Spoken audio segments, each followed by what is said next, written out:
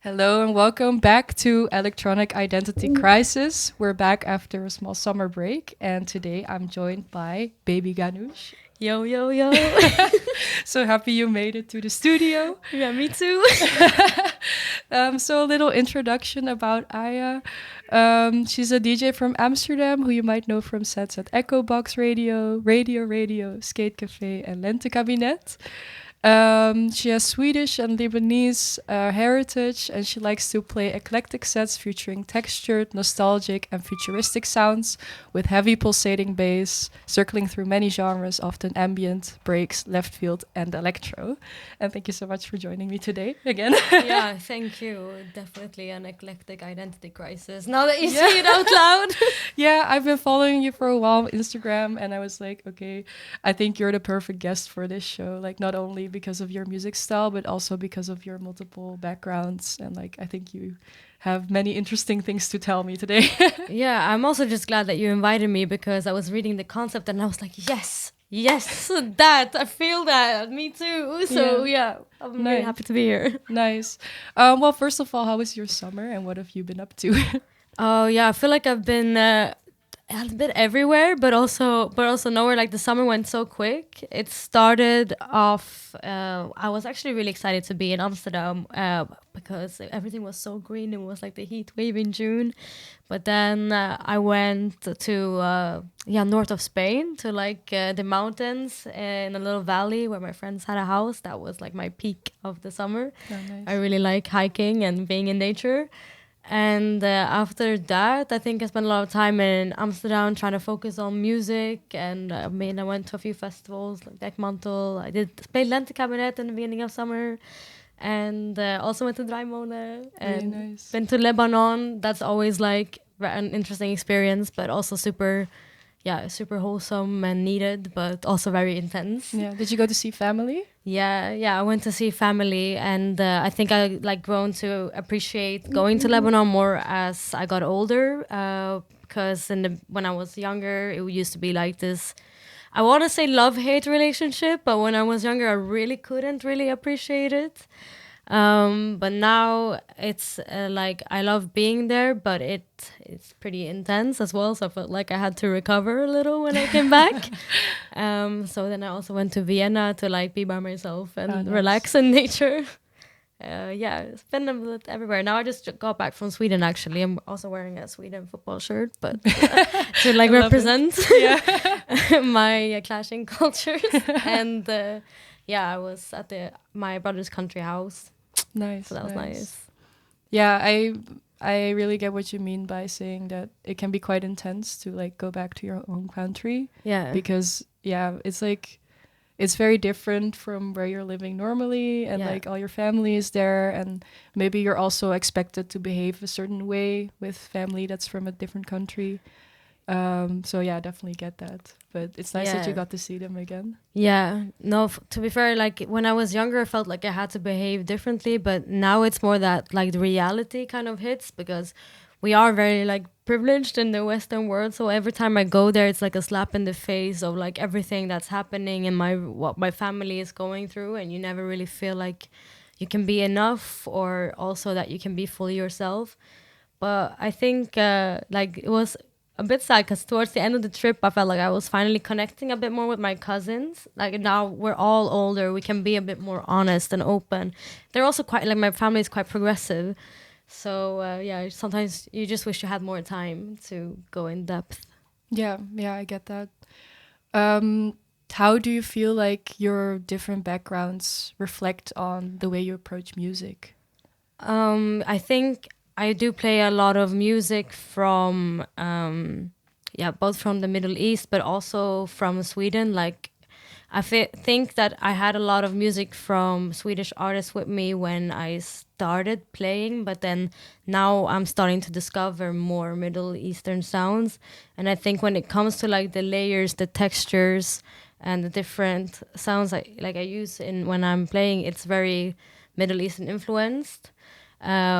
Whereas, Swedish music for me, like the Swedish also comes through in like the dream pop, like the trance and the progressive house, because that was quite big in Sweden. And that's also kind of where I started. Like I grew up in a small town, but if I look back at my Spotify playlists from that time, I'm like, how did I even discover all this music? Because it wasn't like the most mainstream music that you were playing on the radio, but I was really collecting already then, and I didn't have people around me that also were listening to that same music. So I started like looking outwards to actually like my gaming friends, that like gamer friends from like London or like from the UK, Australia, or like the Netherlands. So that was my first connection, I think, to the Netherlands, and I started going to like Tomorrowland. Yeah, Nice. really, yeah, really. That's a whole different me, but my sound actually started there. Yeah. And then once I came here and like started discovering the more alternative scene, started going to the school and like Garage Nord, like my music taste started becoming a little heavier, a little darker, a little more experimental, more ambient. I think a lot of people start out with listening to quite mainstream music, and it's not a bad thing in my opinion. Like I started No. listening to electronic music because of Skrillex. Yeah. So, but yeah, slowly you get more into like the deeper stuff, and like you Yeah. discover more and more artists that are like not as Yeah. well known, and then a whole world opens up. Yeah, exactly. I mean, I still think I had this within me the whole time. I was also listening to like weird dubstep and drum and bass and like heavy bass and stuff when I was in my teens. Like I would plugging in the AUX at like, you know, when you had these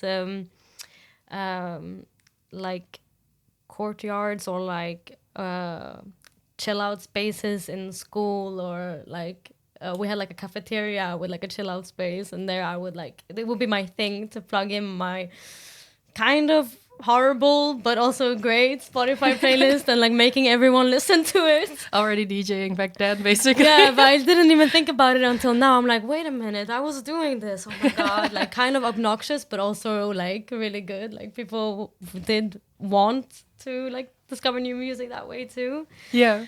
And I mean, Skrillex Blauan played a killer set at Rijmolen, so yeah, Nice, he's nice. making a comeback, right? Yeah, he is. Like it's the new age of Skrillex, I guess now. Speaking of weird music and playing for other people, I was wondering if you wanted to enlighten me on intelligent butt music. Yeah, I was thinking about this. I mean, in the beginning, it wasn't really that deep. But it is. Like you say when it comes to this radio station about like genres where you can't really define what they are. That's why I started using intelligent butt music. For me, it was kind of like dream poppy, but a little bit more to the experimental like ambient side. I thought I would like describe a two shell kind of that way, Nice, yeah. but it has evolved because I also realized there was a way for me to describe when I like layer ambient on top of like electro or like really like UK based tracks and stuff, and it's like a way for me to say that I don't just play ambient, I actually make people dance as well, you know. So it was a way to make that point clear. Yeah. Because I have a hard time describing what I play. Can be quite eclectic and very different every time. But a lot of people just identify me as an ambient DJ, but it's really not the case because I mix ambient with danceable beats, with butt shaking beats. Well, I think it makes sense to me now. And I think it's nice that you said that you used another artist's music and style as like a starting point, but that it has evolved to your own thing now. Yeah. And I think that's a really nice thing that it like you carry like an inspiration with you, but now you have grown and also made your own sound basically. Yeah, I think it's also like looking at DJs that you don't necessarily think of will make your booty shake, but you can shake your booty to their music. Like I can shake my booty to Choosing, which is like my main inspiration. So he might be playing intelligent pop music sometimes. But yeah, it also applies to other. I think if you try hard enough, you can shake your booty to anything. Right? Yeah, I mean, Lentekamera did write it on their website. I was like, are they serious? Like, are they taking this seriously? But I mean, fair enough. Let's spread it. Intelligent pop music. I think it goes well. IBM. Yes. Nice. New definition. Yeah, I also heard a term that I hadn't heard before. Someone described their music as CBM, so contemporary based music. Yeah. So I think people just keep on making up new styles and stuff, and I really love that. Yeah, I mean, that's the thing. Like, I feel like music can you be taken so seriously all the time, but there's so many people that say they don't really know how to define genres. They are not really that good at genres, but that doesn't make them worse of a DJ or artist, or like less known, have less knowledge within music. So why take it so seriously, but like use words and terms that make sense to you if you can like explain them to other people or use them as a way of like getting your point across. Yeah. Yeah. Yeah, I love that. And have fun with it. Yeah.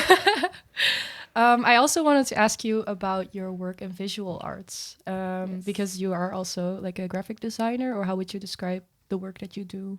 Yeah, so I started. I studied like at a creative business school, and I did like digital media and communication. And I started as a graphic designer slash digital designer at Adidas, and I've always been doing that like in my free time since I was a kid. Now I'm more towards like art direction, doing concepts, but also doing graphic design in my on the side, and I use it for everything. Like I do my own branding, I do branding for other clients, or I make album covers, and now I'm working on like an audio visual experience. I'm saying this out loud because I'm manifesting that it's going to happen. I'm like making myself do it. Yeah. But I've been thinking about this concept for a long time, and I'm trying to make it take shape now, and like reaching out to people to really make it come to life, because I wanted to combine music and design. Yeah. Yeah. Because how do you feel like it currently, like, do you feel like it influences each other? And if so, how?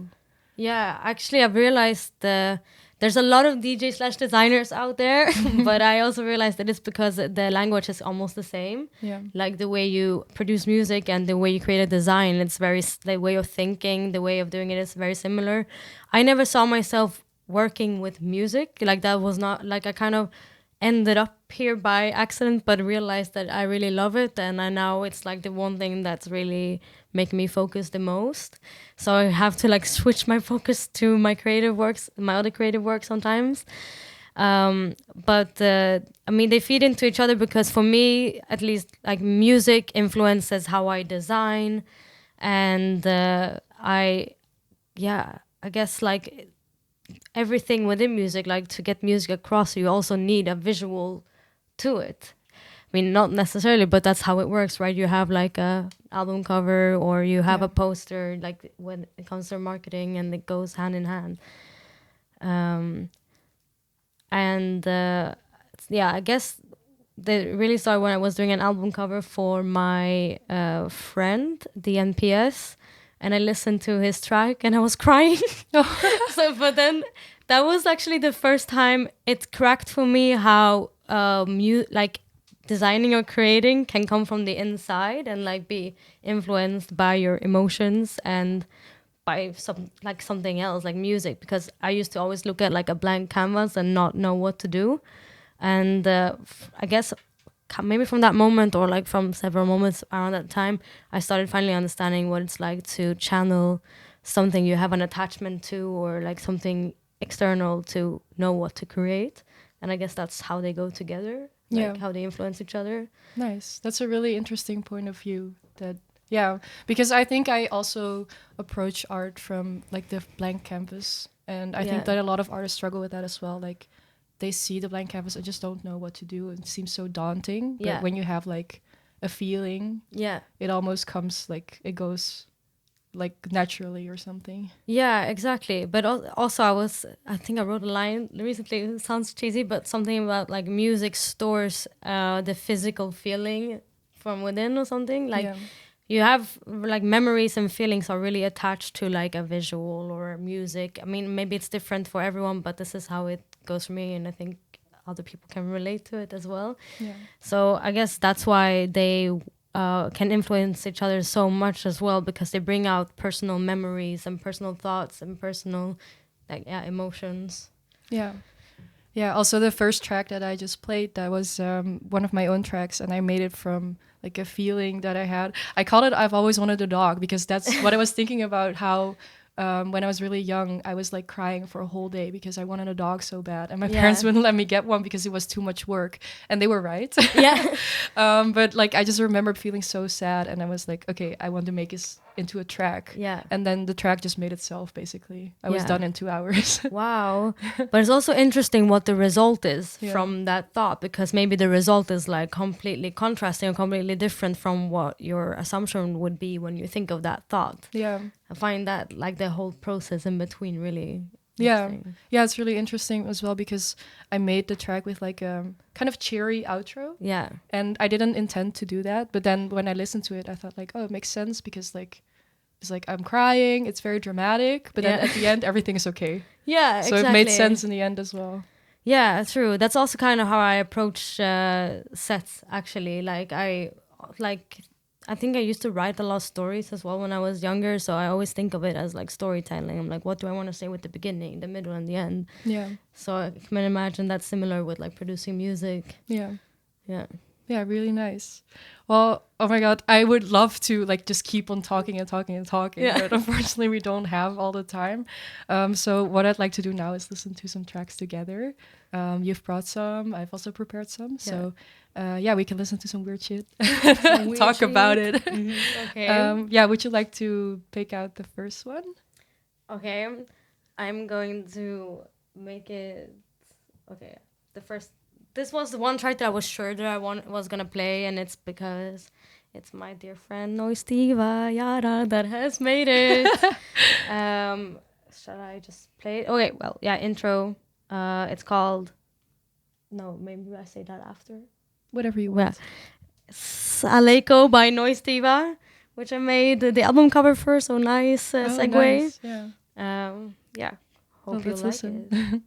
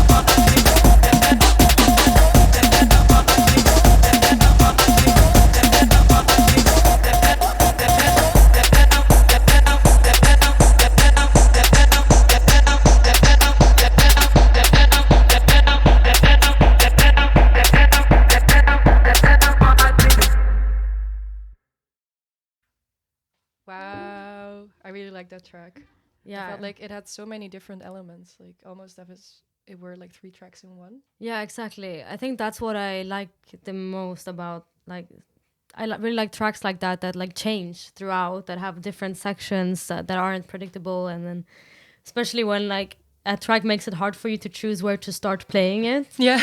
I hate it, but I love it. Yeah. Oh, really nice.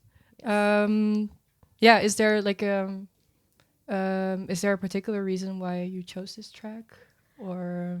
Yeah, I mean, I just really admire Noise Diva and her music. Actually, I mean, for me personally, I felt like I had to play it because seeing her and Hala Lasergazer playing a lot at Garage Nord when like just at the end of COVID, when I really needed music to like come back to life, and like seeing them, people that I could like relate to, represent us, basically Middle Eastern women behind the booth who are into experimental music. Like I never had people like that in my life. I barely had people of color as in my friend groups when I was younger.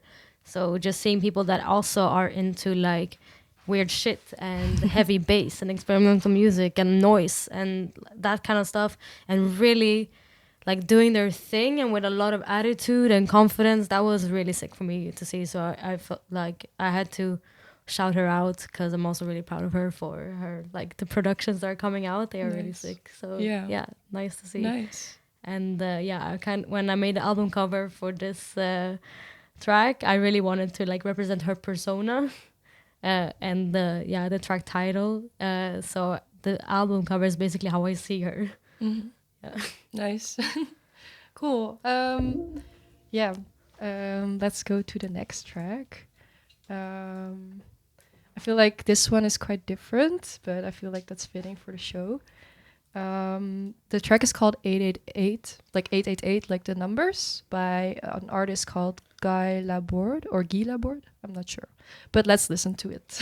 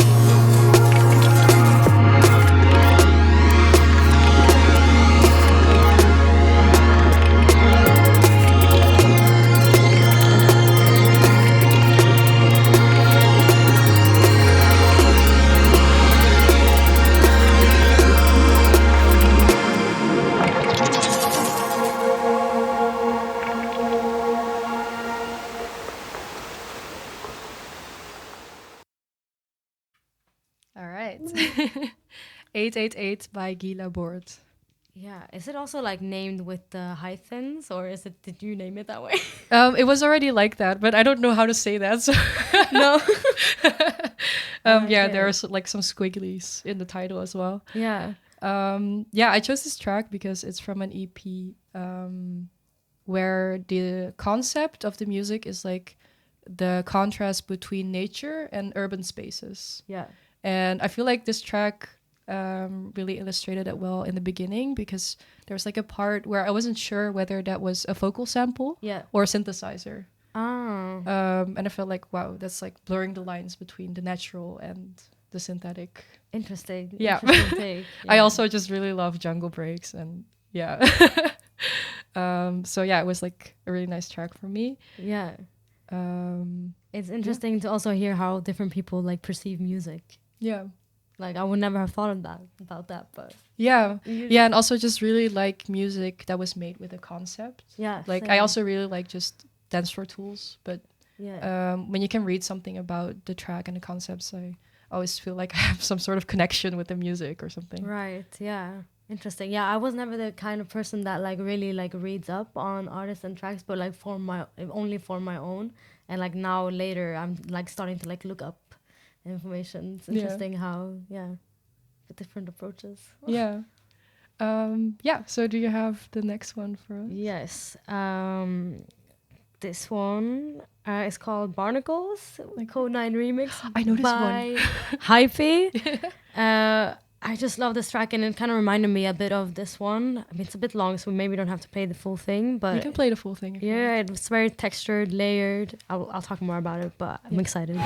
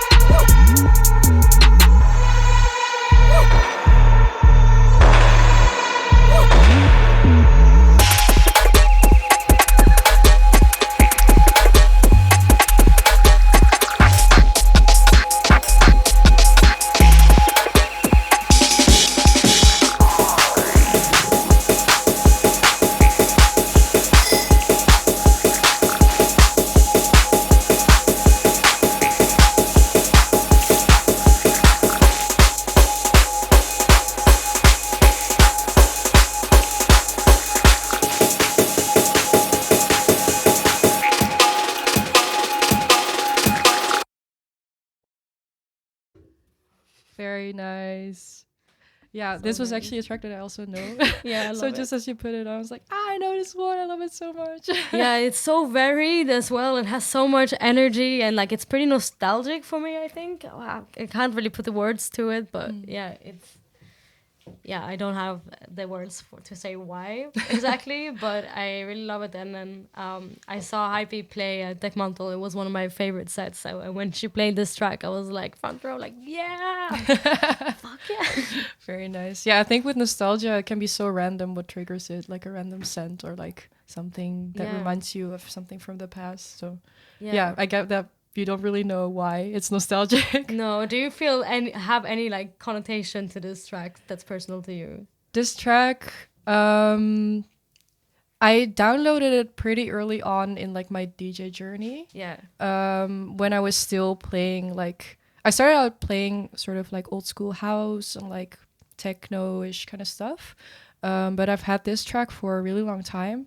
But in the beginning, I was always too scared to play it because it's so weird. Yeah. Like it's wonderfully weird, I think. But yeah, I just wouldn't play it. But I think that sort of my music taste as it is now has always sort of been there because I had this track. Yeah. So yeah, that's sort of what it means to me. Nice. Really like it. All right, for the next track, I will go with Petro Bio by Amarhak. Yeah, let's just listen to it and I can explain later why I chose it.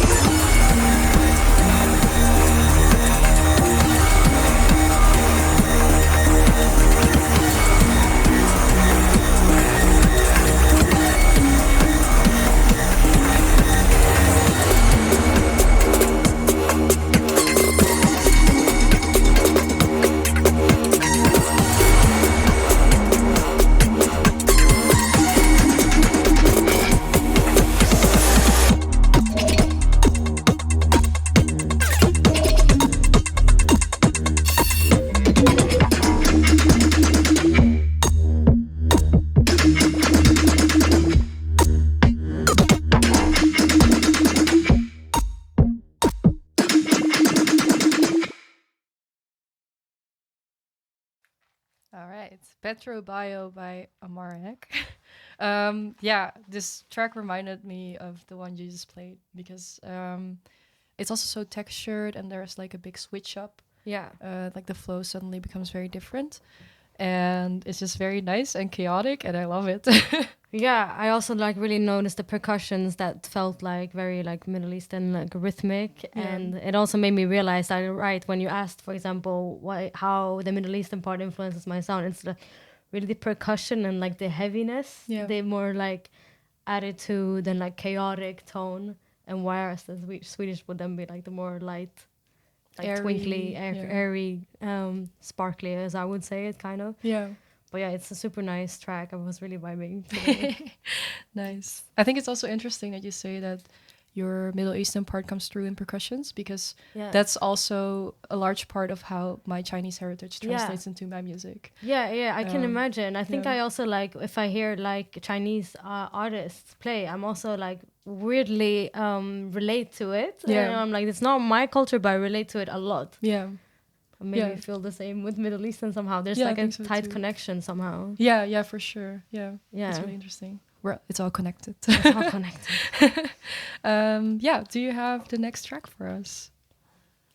Yes, I do. So also a little segue, because I said that the track made me cry and made me realize how to connect music with the visual arts. So this is a track by DMPS. It's absolutely stunning. Also kind of long, so It's okay. let's see.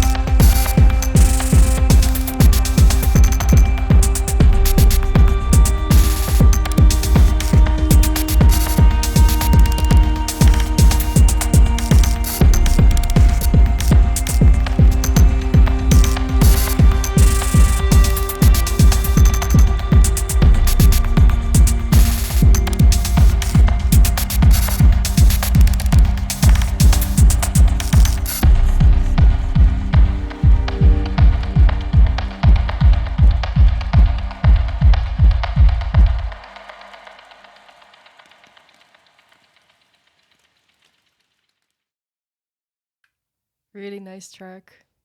It really it's like you need a bit of space after. I'm glad that he adds a little bit of space after that big build up as well. Yeah. For it to like land. Yeah. Yeah, it's very emotional, but yeah, very lovely. Yeah, I really like tracks that have like a long build up and like a really like big surprising climax, because I don't think anyone would expect what's about to come when listening to this. I mean, I did it when I heard it the first time. I was like, "What? You made this?"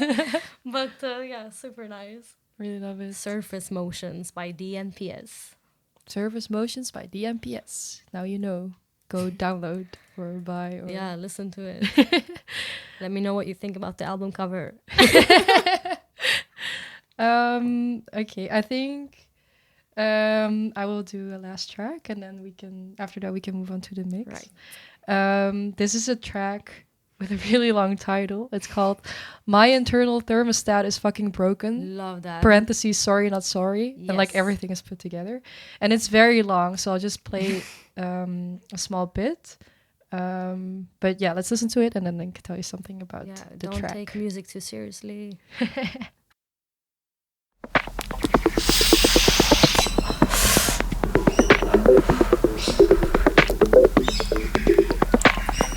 Fidget, a new train of thought.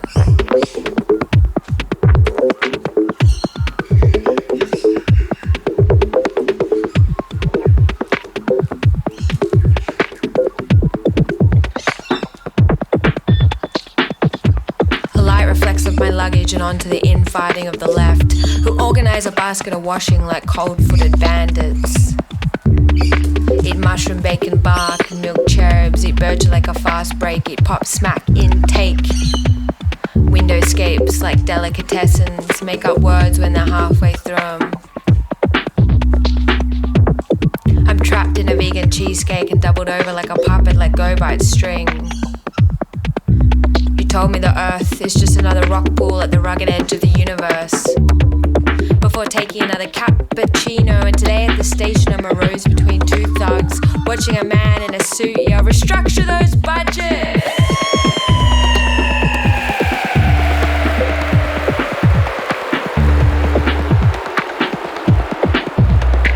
My hope rolls down the hill like a kindergarten kid stuck in a barrel, and the forgotten fish with an eye patch shoots at it with an Uzi and a giddy grin.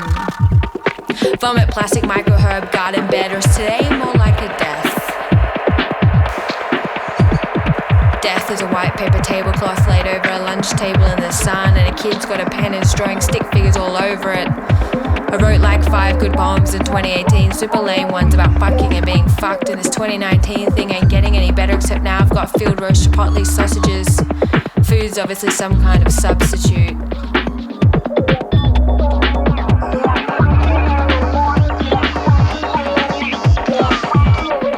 Street assassinations.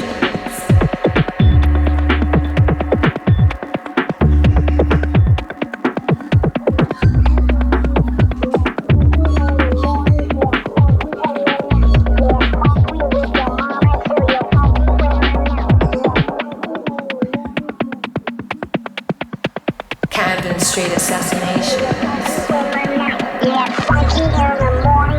Pulled my car out front of my house and there's a dead ginger cat on my lawn. Turned out my neighbour found it and put it there. Not the neighbour that found the dead rat, put it in a Ziploc bag and stapled it to your door. But regardless, we had to get the gardening gloves, a garbage bag and scissors to remove the cat effectively, and while waiting for a donor we poured one for cold old Maxie out. The man and that neighbour. Split-ended hugs, not sure if he's bipolar or on a coke bender or both. The leaves have changed. Trees dump bundles of red on parked hatchbacks, and windscreen wipers can't flick back and forth like they're supposed to. I listen to single gun theory. What's Rangoon to you is Grafton to me. Dive like a startled wombat down a rabbit warren, get a big butt stuck where it shouldn't be, and we make a basketball pinata for a 30th birthday. Throw it at the wall where a plastic hoop's been stuck up and lose the Airbnb bond. Dry flowers all over the house and unkillable. Let me go, why don't you let me go? Let me go, why don't you let me go?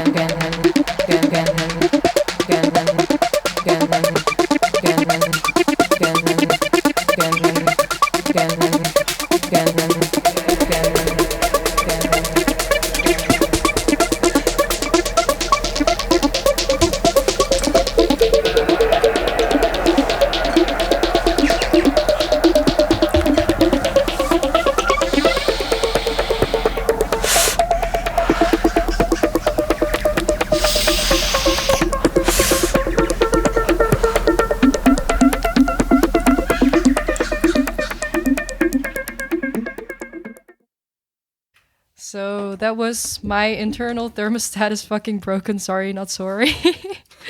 I chose this track because I thought it was really interesting. The vocals are sort of spoken word, and I also read on Bandcamp like about this EP that it was on, and yeah, they said like basically the idea is to find the intersection between electronic music and spoken word, which is very interesting to me because there's of course a big intersection between electronic music and hip hop. Yeah. But I feel like spoken word is yet another facet to it that's not as well combined with electronic music. So yeah, that's why I chose it, and I really like it. I also really like the title. Yeah, I have a thing for like long titles that are just like a random thought that you blurt out. Yeah. I guess that's just all what music is, that a thought and you're just working it out and like giving it shape. Yeah. It all starts with like a very random thing that you're thinking of. Yeah, it just feels so human and like relatable, but also it just puts a smile on your face. Yeah. Like sometimes you're listening to a banger track and then you look at your phone and you're like, I mean, okay, the peach tree in my garden or whatever. Okay, that was like something similar to what Dylan Henner writes in his track titles. He also does a lot of this. Nice. Yeah, I really love it. Yeah, oh my god, I enjoyed this part a lot as well. I feel like we also could have kept this going for hours.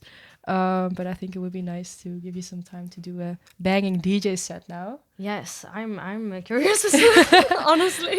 Yeah, you said you prepared like a club-oriented set, or yeah, I mean now I say a club-oriented set, but I'm becoming more aware that like I have no sense of what's weird and not anymore. So like I don't know if a club-oriented set that I would enjoy. Yeah. But it's also not like super high energy throughout. It has a build up and yeah, I didn't have that much time to put it together, but I'm surprising myself a little bit with this one. So I'm also excited, like figuring it out as I go, and really hyped about the tracks. I'm like, it was so hard to make a selection. Yeah, so that I'm really excited about. Nice. I'm looking forward to it. So a club-oriented set, baby ganoush style. Yeah, maybe a bit less, not as eclectic as always, actually. Going a little bit different this time, but maybe it is eclectic in your eyes. Well, let's see. Well, have fun. Thank you.